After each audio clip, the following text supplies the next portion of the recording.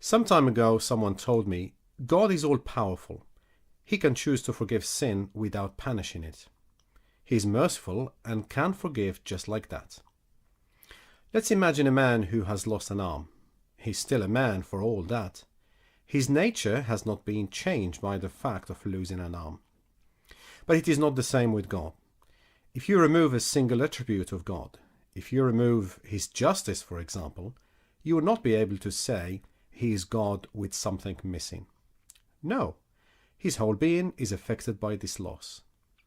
It is vital to understand this because we can easily create a false picture of God. For example, it is possible to emphasize the mercy of God at the expense of his holiness or his justice.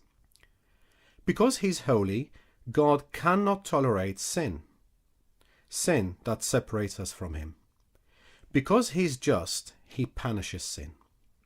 So the vital question is, how can we find forgiveness from a holy and merciful God? Allow me to tell you a story. This story is told of a Viking king. In his kingdom, everything was wonderful. Then one day, a theft took place in the treasury, a large scale of thefts involving items of great value. Nothing like this had ever happened before. What scoundrel could have done this? They moved heaven and earth, but were unable to find the culprit. Meanwhile, the thefts continued. Exasperated with the situation, the king ordered the guards to take all measures possible to track down the thief and decreed that he would be flogged to death.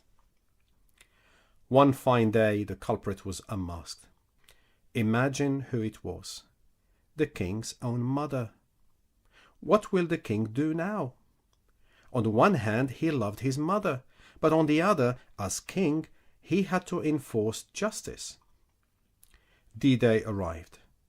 The stadium was packed. The whole town was there to see what the king would do. There he was, wearing his crown and all his royal apparel. His mother was brought out. She was bound and all was ready to start the flogging. A deadly silence reigned in the stadium. Everyone was wondering what the king was going to do. Suddenly, the king did the most amazing and unexpected thing. He stood up, took off his crown, removed his royal tunic, and stepped down from the throne. He went towards his mother, held her in his arms, and shielded her with his whole body.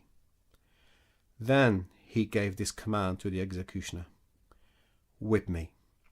The executioner beat him to death.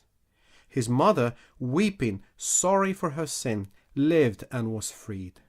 Why? Because the king had taken her place. He took her punishment. This is but a small picture of what Jesus has done for sinners. He, the righteous and holy one, must punish my sins. But being merciful, he takes on himself the punishment that we deserve. In Jesus Christ, you see, there has been this wedding between the justice and mercy of God. The King of Kings came to earth saying, "I want to save you. I am willing to suffer the punishment in your place. I'm willing to die so that you may live." By this we know love, says the Bible, because he, that is Jesus Christ, laid down his life for us. Dear friend, are you trying to get to heaven by your obedience and good works? Examine yourself honestly. Will you really make it?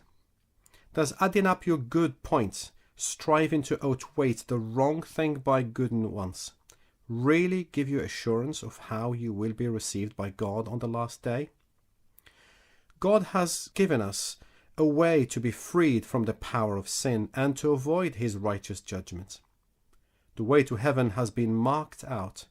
Jesus had paid the price of entry into heaven. He holds out his arms to us today. If your heart is hard as stone, he will give you a heart of flesh. If you are the slave of your passions, he will liberate you.